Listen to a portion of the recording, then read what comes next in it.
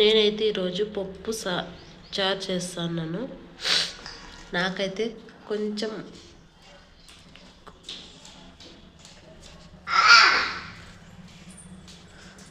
ఇగోండి చూడండి, వంకాయలు కోసేసాను. వంకాయలు తక్కువ ఉంటేనే ఆలుగడ్డ వేస్తాను నేను ఒకటి, మెంతాకు, పాలకూర, టమోటో, ఇవి ఎల్లుగడ్డలు. వంకాయలు తక్కువ ఉండని ఆలుగడ్డ వేసాను. ఇక చూడండి, టమోటా అయితే కోసి పెట్టాను, ఇలా ఉంది. పెద్ద టమోటో బాగుంది అనుకుంటే ఇలా అయిపోయింది చూడండి. పైన మాత్రం ఎంత బాగుంది, లోపలంతా ఇలా అయింది.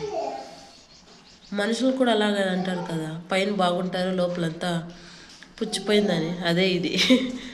ఉప్పు చారుకు అయితే బ్యాళ్ళు వేసినాను. మళ్ళీ పచ్చిమిరకాయలు, ఉప్పు, కారం పొడి, పసుపు పొడి, మసాలా పొడి. ఇప్పుడైతే నీళ్ళ కడిగి వేస్తాను వంకాయలు, టమాటాలు. మళ్ళీ పాలకూర, మెంతకూర. ఇప్పుడైతే కూరకంతా కడిగేస్తాను.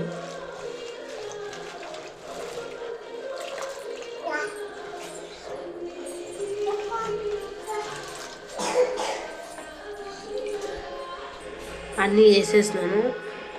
3-4 విజిల్ వచ్చేదాకా ఉండి మళ్ళీ పప్పు అంతా తిక్కి మళ్ళీ తిరుగుబాతు వేసేది.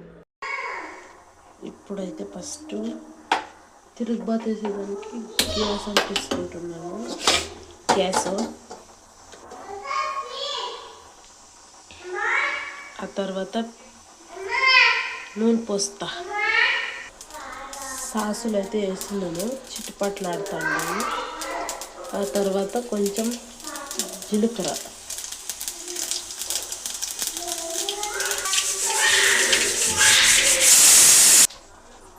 ఇప్పుడైతే ఉల్లిపాయలు, ఎర్రగడ్డలు,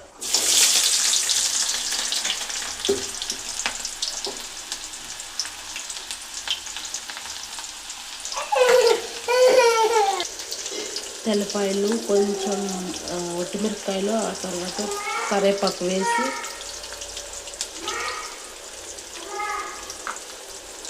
బాగా కొంచెంసేపు వేగనిద్దాము.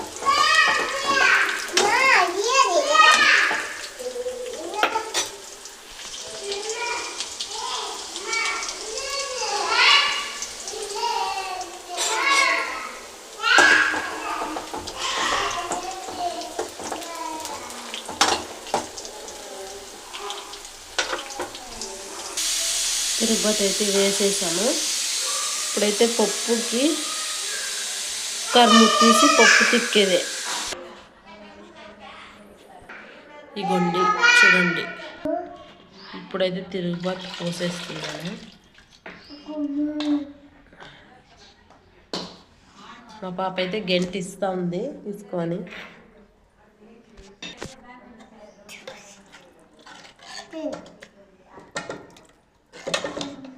అందరికీ